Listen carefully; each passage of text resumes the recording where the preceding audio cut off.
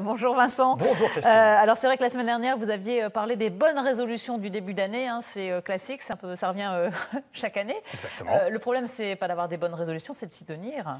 S'y tenir. Eh ben, il n'y a rien de tel que de bien les formuler. Parce que figurez-vous que l'adhésion de notre cerveau à une bonne résolution ou à un objectif est directement influencée par la façon dont on l'exprime, dont on le formule. Autrement dit, pour que le cerveau adhère... Il faut lui dire adhère, les choses clairement. Il faut lui dire les choses clairement et pour qu'il coopère, et pour qu'il adhère, eh bien, il y a quelques critères. Et c'est de ça que j'aimerais vous parler. Alors, quels sont ces critères? Ça commence déjà avec ceci et ceci. Une feuille, un papier, c'est à la portée de tout le monde. Là, normalement, on s'en sort. Hein. L'écrire, parce qu'à partir du moment où j'écris, j'encre dans le papier, je m'engage vis-à-vis de moi-même. Ça, c'est une vraie première étape.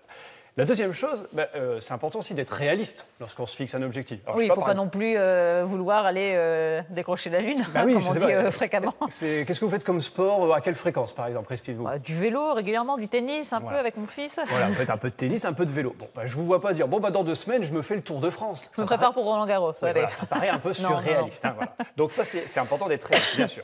Ensuite, c'est important aussi, quand on formule un objectif, de démarrer avec la première personne du singulier, le je.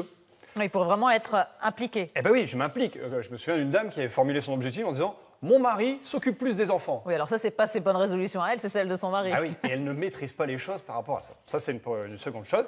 Ensuite, c'est important d'être positif dans la formulation d'un objectif. Bah oui, parce que notre cerveau fonctionne sous forme d'image. Alors, si je vous dis par exemple, ne pensez pas à une voiture rouge. Vous ne pensez pas, Christine, à une voiture rouge, je dis aux téléspectateurs, vous ne pensez pas à une voiture rouge. La voiture rouge. C'est un problème, c'est qu'on la voit.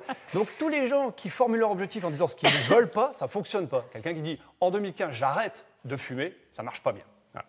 Et puis ensuite, ce qui est important aussi, c'est d'utiliser un verbe au présent. En 2015, je ne fume plus, c'est ça, ça ne marche pas. Ça ne marche pas non plus. Voilà. J'arrête de fumer, je ne fume plus, c'est pareil, ça ne fonctionne pas. Et donc je parlais, oui, d'un verbe au présent, parce que les gens mettent « je voudrais »,« j'aimerais que ». Pas besoin. On met « je », puis le verbe au présent. On est en train déjà de conditionner son cerveau au fait que c'est en train de se mettre en place. Exemple, je bloque 2 heures par semaine pour m'occuper de moi. Le verbe au présent. Et enfin, mettre une date. Les gens, des fois, ils mettent des objectifs, ils ne mettent pas de date.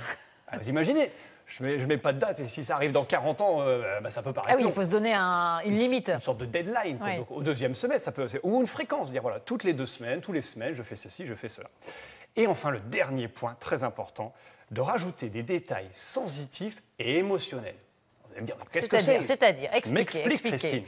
Parce que, penser un objectif, écrire un objectif, c'est déjà ça. Mais si on veut vraiment que le cerveau adhère complètement, il s'agit d'être assez précis. Qu'est-ce que je verrai quand mon objectif sera atteint? Qu'est-ce que j'entendrai? Et aussi comment je me sentirai émotionnellement. Un exemple, voilà, je vais aller voir dans des entreprises pour avoir un stage, si je suis étudiant, ou pour tout simplement un entretien d'embauche. Eh bien, je peux déjà formuler mon objectif comme ça en disant je rencontre le responsable des ressources humaines et je rajoute des détails sensitifs. Je le vois et je le regarde dans les yeux, je m'entends m'exprimer distinctement et l'émotionnel, je me sens enthousiaste, je me sens confiant, je me sens serein, professionnel. On vit l'action avant, en fait, c'est une préparation, en fait. Eh bien oui, l'intérêt c'est ça, c'est que le fait de pouvoir vivre émotionnellement une action avant, on est en train de charger émotionnellement son cerveau par rapport à cet objectif, et là on va être d'autant plus, je dirais, convaincant au niveau du cerveau, il va dire « Ah oui, ok, ça me parle ». Alors, vous allez me dire « ouais, mais comment on fait ?» Non, vous ne me le dites pas. Comment on fait? Oui, voilà, j'attendais que vous me le dites. Vous n'avez plus beaucoup de temps. Bon, alors je me dépêche. Eh bien, j'en parle la semaine prochaine, figurez-vous. J'en parle la semaine prochaine. Voilà. Et je termine avec une petite citation d'Oscar Wilde, si vous le permettez. Moi, j'aime beaucoup. Visez la Lune. Si vous la manquez, vous atterrirez dans les étoiles. Ah, c'est joli. Merci, Vincent. À la semaine prochaine.